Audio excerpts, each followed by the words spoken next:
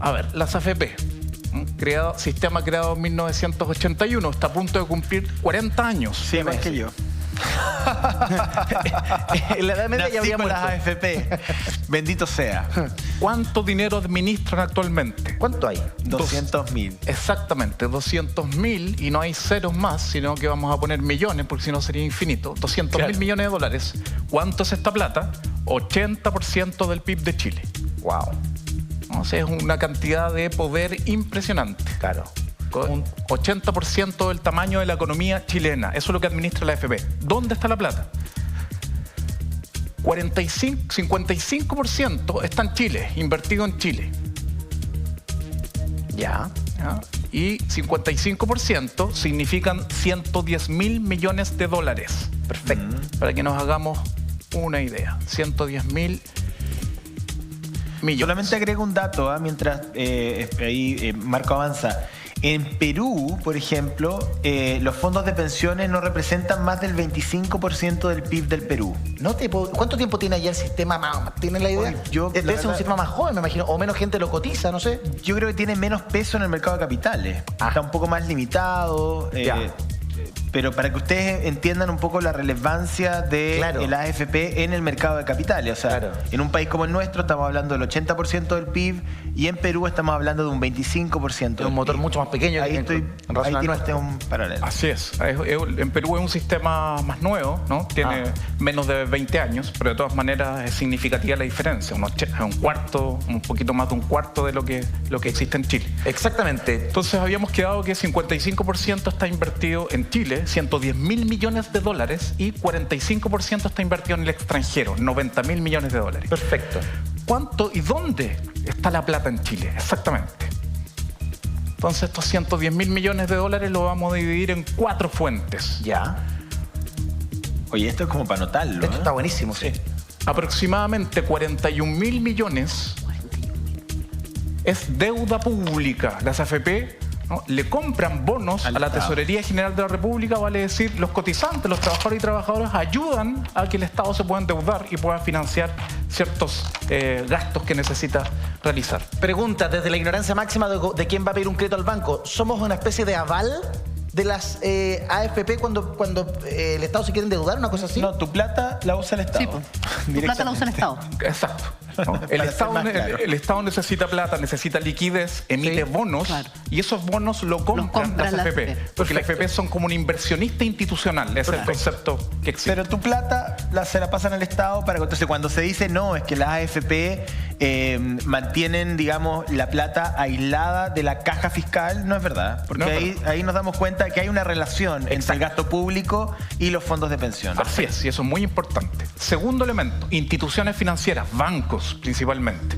¿Cuánta plata está invertido en bancos? Ya. 39.000 millones de dólares. Por eso, Marcos, cuando uno va a pedir un crédito, generalmente se dice que te prestan tu plata. Claro. Así es. Con un interés filetón. Y acá hay un dato que es interesante. Hoy día, la banca comercial se financia con línea directa con el Banco Central, y la tasa de interés del Banco Central está bajísima, 0,5% al año. Claro. Y después, ¿no?, ese 0,5% le sirve de capital a la banca, bajísimo, un costo muy bajo. Y, por ejemplo, las AFP invierten en bonos y en depósitos a plazos en los bancos. Y con suerte, por esa inversión, las AFP pagan un 3% a los fondos de pensiones, a los cotizantes, trabajadores y trabajadoras. Y esos mismos trabajadores y trabajadoras, cuando van a pedirle un crédito de consumo a ese banco, que puede ser su misma plata, después le colocan una tasa de interés al año de 20 o de 30%. O sea, la misma plata está sobretasada. Exacto. Así es. Que es una paradoja. Nosotros decimos, nadie sabe para quién trabaja.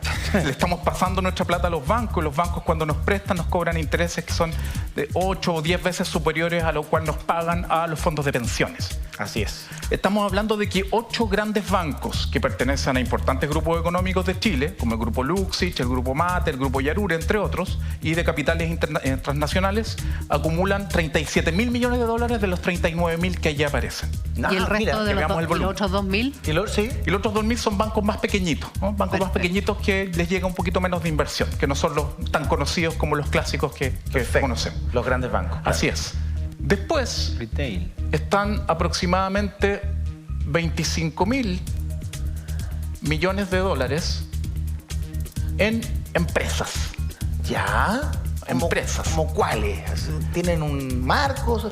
¿Algunas en particular? Mira, hay un abanico amplio. Han ido a parar hasta la mesa de la Polar, digámoslo. O sea, así es. Desde empresas muy solventes hasta unas chambonadas como la Polar. Así es. Aquí estamos hablando de que se invierte principalmente en acciones y en bonos que emiten las empresas para financiarse. Y aquí aparecen empresas muy grandes, por todos conocidas. Enel, ¿no?, que caen un par de gotitas y se corta la luz permanentemente, tienen enormes utilidades y acá se financian, reciben inversiones de los fondos de los trabajadores y trabajadoras. Claro. Estamos hablando de LATAM, ¿no?, a propósito de toda la discusión que se dio por salvar a esta empresa por lo que está viviendo. Estamos hablando de empresas como Cencosud y muchas otras empresas del retail. Estamos hablando de empresas como CMPC, ¿no? Por lo tanto, mientras Marco termina ahí la lista, si ustedes se dan cuenta, tenemos deuda pública, tenemos banca y tenemos empresas de diversa, digamos, índice. Por lo tanto, acá tenemos prácticamente todo el sistema financiero. Claro. Claro. Todo, ¿no? Esta lista nosotros lo hemos publicado, es interminable, y acá están todos los grupos económicos presentes, ¿no? Esto después lo podemos analizar por grupo económico. Sí. Y el último componente que nos falta, que es el más pequeño, pero ojo, que cumple un rol importante en los mercados financieros. ¿Cuál es? Con aproximadamente 4.000 millones de dólares. ¿Ya? Son los fondos de inversión y fondos de riesgo. ¿Ya? Explícame eso. ¿No? Los fondos de inversión privados son instituciones que los ahorrantes les pasan su plata, ahorrantes de distinto volumen, ¿no? En general son medianos y grandes ahorrantes, les pasan su plata y ellos lo invierten en distintos mercados, nacionales, internacionales, y asumen más riesgo para que genere más rentabilidad, ¿no? Son nombres extraños, es parte de la sofisticación del mercado financiero a nivel mundial y en general es muy difícil de entender qué es esto, a dónde está la plata. En general se invierte para buscar más rentabilidad, pero vemos que esto tiene riesgos y que a veces les va bien y a veces les va mal. ¿Y las pérdidas asociadas generalmente van por ese lado? No necesariamente, ¿No? Las pérdidas pueden ser transversales, perfecto, ¿no? Pero cuando tenemos momentos económicos de ciclos difíciles, cuando hay una crisis mundial con lo que estamos viviendo, claro, u otra situación, los activos más riesgosos son los que la pasan más mal, ¿no? Aquí están los 110.000 millones de dólares. Si uno considerara los grupos económicos que existen en Chile, ¿no?, y si los anotamos acá, estamos hablando de... Son por todos conocidos, pero es importante, si en esta discusión no es aséptica, no es una discusión técnica, un sistema de pensiones que finalmente ha cumplido otro objetivo, que es dinamizar los mercados de capitales y no pagar buenas pensiones. Finalmente hay que ver esto, ¿qué está pasando? Cuando consideramos Grupo Yarur, Luxich, Polman, Mate, Angelini, ya termino, Solari, Sayé, claro, a través muy importante, ¿no? Y acá, ojo, ¿cierto? Describamos esto. Sayé recibe inversiones a través de SMU, que es su matriz vinculada a los supermercados, y también con el banco Itaú Corbank. Pero Sayé tiene un grupo, un medio de comunicación, Copesa, claro, y uno revisa Copesa y permanentemente en sus artículos están defendiendo el sistema de pensiones, como bueno, claro, es cosa de leer los editoriales de La Tercera. Exactamente, ver Pulso, cómo en general le dan opinión a cierto grupo de, entre comillas, expertos y expertas que defienden el sistema de pensiones. Entonces es importante ver las relaciones, sí, claro, más allá de lo que uno opine. Después uno puede opinar, no, eso me parece bien o no, pero es la realidad. Ahora, sí, Marco, una pregunta. Sí.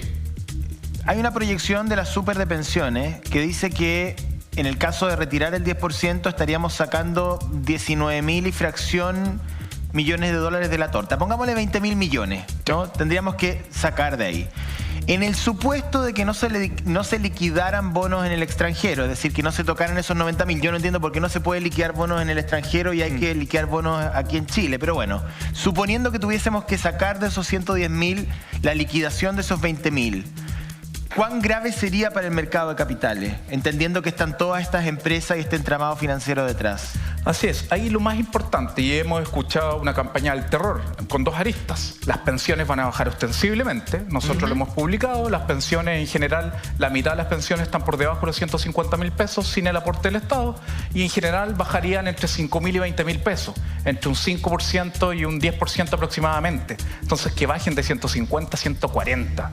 ¿No? ¿De qué hecatombe estamos hablando? Es pasar de una pensión miserable a una pensión más miserable. Claro. Esa es la diferencia. Entonces ese es el primer punto. Y en relación a que la economía se va a desplomar, es muy importante considerar que ya cuando se hacen cambios de multifondos, cuando las personas se cambian de la a le porque les dan consejo, porque ven que la situación está difícil, ya hemos tenido cambio en torno a los 5.000 millones de dólares y no en 40 días, son 50, que es lo que está en el proyecto de ley. Eran 7 a 10 días. Y según el propio superintendente de pensiones, el domingo lo dijo la tercera, eso se pudo controlar de buena manera. Y él mismo consideraba que por esa situación, si es que hubiese un retiro de fondos, que es muy difícil que llegue a los 20.000 millones de dólares, se proyecta que está en torno a los 10.000 millones de dólares. Mira, pero... Si esto se hace bien, ¿qué significa bien? Coordinado con el Banco Central, gradual y auditado por peritos externos que impidan que las AFP corran en lo que es el moral hazard, el riesgo moral, que quieran liquidar activos que, como los cachos, ¿no? Que se quieran deshacer de activos nacionales, pero que diversifiquen esa liquidación de activos. Un porcentaje en el extranjero, otro porcentaje en Chile. O sea, perdón, tendría que ser, es que es interesante lo que dice, tendría que ser una operación dirigida o al menos auditada. Así es. No se le puede dejar sola a las AFP hacer esto, ¿no? Porque las AFP tienen otros incentivos. ¿Quién es la institución? Podría haber una comisión dentro de nuestra institucionalidad. No, la Superintendencia de Pensiones. Claro, es la Super de Pensiones, Marco. ¿Quién es la institución llamada a coordinar este movimiento? Hay varios actores. Está la Superintendencia de Pensiones, sin duda. Está el Banco Central. El Banco Central tiene un rol en lo que va sucediendo en los mercados cambiarios, en los mercados de capitales. Y están peritos externos. En general, cuando tenemos liquidaciones y operaciones de esta magnitud, es importante que exista auditores externos que fiscalicen que esto se haga bien, ¿no? Y que de alguna manera se cuide el portafolio de inversiones. Claro. Porque lo importante es no dañar a los propios trabajadores y trabajadoras. Mientras no cambie este sistema, ellos van a seguir con sus ahorros y la idea es que no bajen esos ahorros, ¿no? Pero eso se puede hacer si la campaña del terror es cuando nos vamos a un extremo, como que esto fuera totalmente descontrolado, esto nunca ha sucedido, y siempre se hace lo mismo, o sea, algo que es menor. Pero cuando queremos subir el Chile, el salario en 20.000 pesos, se pinta que el desempleo va a aumentar y se va a duplicar. Y eso jamás ha sido así y no hay evidencia empírica que lo avale.